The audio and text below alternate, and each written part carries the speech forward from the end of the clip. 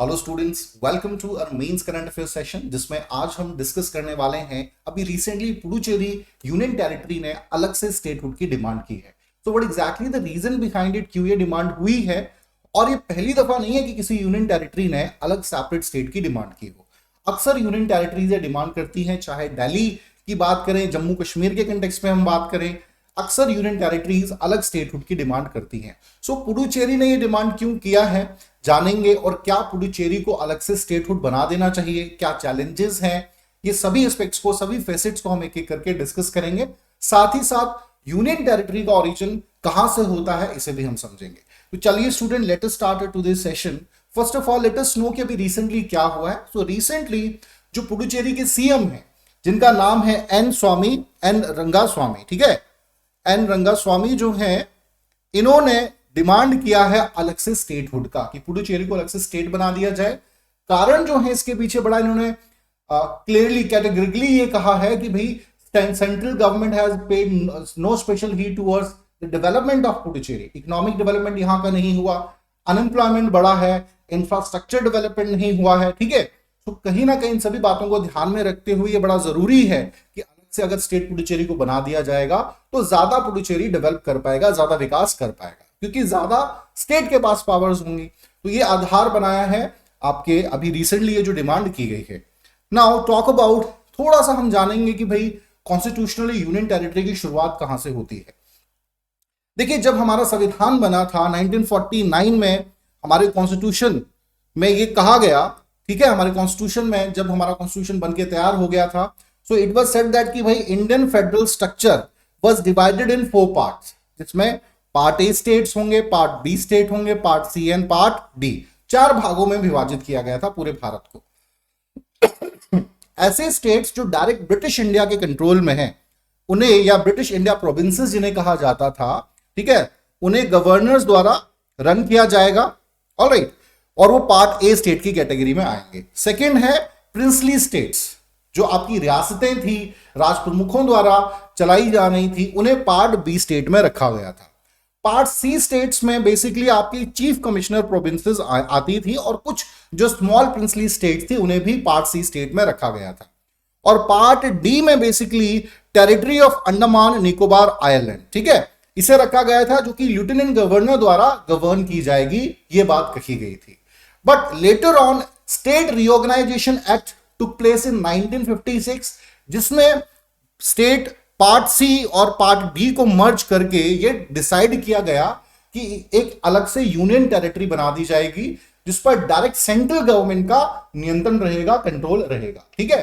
तो तब से ही, मतलब 1956 से ही जो आपका स्टेट रीऑर्गेनाइजेशन एक्ट था, यूनियन टेरिटरी की शुरुआत होती है, ठीक है। तो ये स्टूडेंट इंपॉर्टेंट है जानना fact. Now talk about Puducherry पे वापस आएंगे कि अभी पुडुचेरी में जो कारण है डिमांड के, वो सबसे ज्यादा क्या है।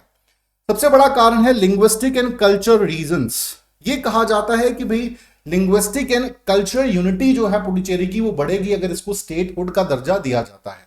यूनियन टेरिटरी होने की वजह से बहुत ज्यादा विकास, बहुत ज्यादा डेवलपमेंट जो है वो नहीं हो पा रहा है, डिक्लाइन कल्चर का हो रहा है, जो यूनिक पुडुचेरी का कल्चर है, ठीक है। इसके अलावा कॉम्पिटिशन फॉर लोकल रिसोर्सेज, बहुत ज्यादा जो लोकल रिसोर्सेज हैं, जिस पर पहला जो अधिकार है वो किसी राज्य का ही होता है, लोकल अथॉरिटीज का ही होता है, उनके लिए भी लोकल अथॉरिटीज को, स्टेट गवर्नमेंट को जो है बहुत ज्यादा जो है स्ट्रगल करना पड़ता है, रिसोर्सेज प्रॉपर मिल नहीं पाते, क्योंकि सेंट्रल कंट्रोल होता है, सेंट्रल का अप्रूवल मिलने में समय लग जाता है। तो ये भी एक बहुत बड़ा कारण है।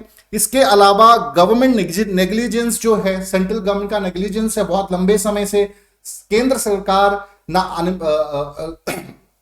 केंद्र सरकार जो है वो इंफ्रास्ट्रक्चर डेवलप नहीं कर रही है, अनएम्प्लॉयमेंट को कैसे कंट्रोल किया जाए उस पर कोई काम नहीं कर रही है, ठीक है। सो डेवलपमेंट, ऑल अराउंड डेवलपमेंट नहीं की तरफ कोई स्पेशल ध्यान पुडुचेरी पर नहीं है, तो ये एक बहुत बड़ा कारण है। इसके अलावा improper allocation of the resources, जितने भी आपके रिसोर्सेज हैं पुडुचेरी के, उनका प्रॉपर एलोकेशन होता नहीं है, ठीक है, और बहुत ज्यादा मिसयूज होता है। और ये भी एलिगेशन लगाए जा रहे हैं कि भाई जो रिसोर्सेज हैं पुडुचेरी के, उन पर पहला अधिकार, जो भी रिसोर्सेज हैं, इकोनॉमिक रिसोर्सेज जितने भी हैं, उन पर पहला अधिकार जो है वो पुडुचेरी का ही होना चाहिए, केंद्र सरकार उससे डायरेक्ट फायदा ना ले। तो ये कुछ कारण है स्टूडेंट जिसकी वजह से जो डिमांड है लगातार उठाई जा हो रही है ना। थोड़ा इस मैप के माध्यम से हम समझेंगे कि पुडुचेरी रीजन है कहाँ ना। पुडुचेरी का जो प्रशासन है, पूरा रीजन है, ये 4 भागों में है, ईस्टर्न वेस्टर्न दोनों ही फ्रंट से रन किया जाता है। तो first talk about the western front. So as you can see in this map, ये पुडुचेरी है आपकी कैपिटल सिटी। देन कराईकल का जो रीजन है तमिलनाडु का, ये भी पुडुचेरी का एक हिस्सा है। माहे, ये आपके केरला में माहे आता है, ठीक है। और यनाम जो कि आंध्र प्रदेश में है। तो इन 4 क्षेत्रों में आपका पुडुचेरी यूटी जो है वो बटा हुआ है, ठीक है। अब बेसिकली ये ऐसा है क्यों? देखिए, these all Puducherry regions are French territories. 1664 में फ्रेंच आए थे भारत, तो धीरे धीरे ये उनके प्रमुख ट्रेड सेंटर बन गए थे। यहां से ट्रेड करना बहुत ज्यादा आसान फ्रेंच के लिए होता था। बट इंडिपेंडेंस के बाद जो है ये सभी रीजन जो है भारत टेरिटरी में शामिल किए गए। ऑलराइट, सो लेकिन ये है कि भाई ये रीजन भले ही ज्योग्राफिकली अलग हैं, बट यूनियन टेरिटरी एक ही है, पुडुचेरी।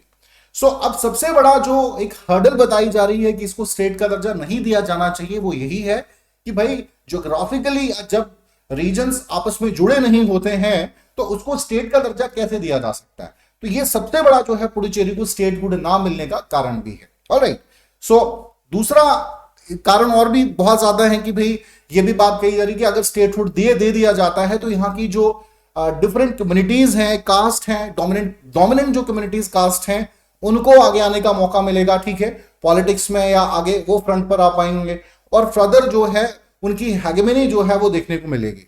इसके अलावा इंट्रा रीजनल राइवलरीज भी बढ़ेंगी पूरे रीजन में, इसकी संभावना भी है क्योंकि ज्योग्राफिकली तो सेपरेटेड है ना ये रीजन, तो ये भी एक बहुत बड़ा कारण है।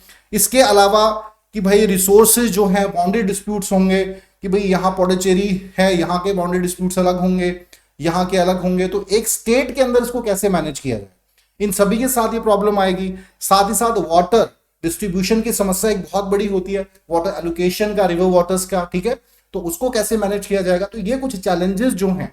अदर देन दिस फंड्स सबसे इंपॉर्टेंट है। एक राज्य अगर आप बनाना चाहते हो तो आपके पास जो है अबंडेंट अमाउंट ऑफ फंड होना चाहिए, तो उसकी अभी कमी है। स्ट्रक्चर, इंफ्रास्ट्रक्चर अच्छा होना चाहिए स्टेट का, इन चीजों की अभी कमी है, ठीक है।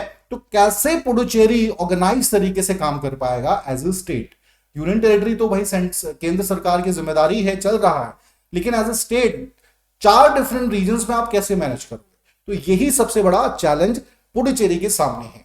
स्टेटहुड ना मिलने का कारण भी अगर हम कहें अभी तक का है तो यही है, ठीक है। अगर ये इकट्ठा कंबाइंड चारों रीजन होते तो शायद वैलिड हम एक स्टेटहुड की डिमांड को मान भी लेते।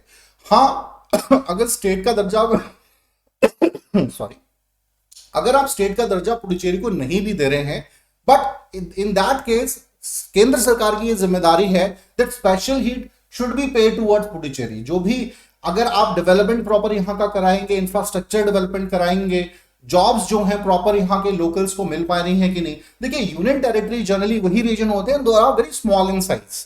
जैसे चंडीगढ़ का क्षेत्र है, दमन एंड दीव है, ठीक है, they are very small in size. But अगर एरिया लार्ज है तो भाई उनके लिए अलग से सरकार की आवश्यकता पड़ेगी। और यही एक कारण है कि इन 8 जो आपकी आज यूनियन टेरिटरी है उनमें से 3 को बेसिकली पार्शियल स्टेटहुड का दर्जा दिया गया है, पुडुचेरी, जम्मू एंड कश्मीर और आपका दिल्ली। पार्शियल स्टेटहुड का मतलब यह है कि आप यहां पर सेंट्रल गवर्नमेंट का तो रूल होगा ही, लेकिन यहां पे आपके लेजिस्लेटिव गवर्नमेंट भी होगी। मतलब यहां के एक सीएम होगा, उसकी अलग से काउंसिल ऑफ मिनिस्टर होगी जो उस पर्टिकुलर एडमिनिस्ट्रेशन को संभालेगी, उस पूरे रीजन के प्रशासन को चलाएगी, ठीक है। और साथ ही साथ लेफ्टिनेंट गवर्नर भी होगा, जैसे दिल्ली में है, जैसे आपके जम्मू कश्मीर में है, same in the case of आपके पुडुचेरी। लेकिन इन तीनों ही रीजन्स में अलग से एक स्टेटहुड की डिमांड बहुत पहले से ही होती रही है। So I hope student you got an idea कि क्या ये रीजन है, क्या रीजंस हैं जिसकी वजह से डिमांड हो रही है, क्या हर्डल्स हैं जिसकी वजह से पुडुचेरी को अभी तक स्टेटहुड का दर्जा नहीं मिला है, ठीक है। और सबसे बड़ा हर्डल, जैसे मैंने कहा, ज्योग्राफिकल ही हर्डल है।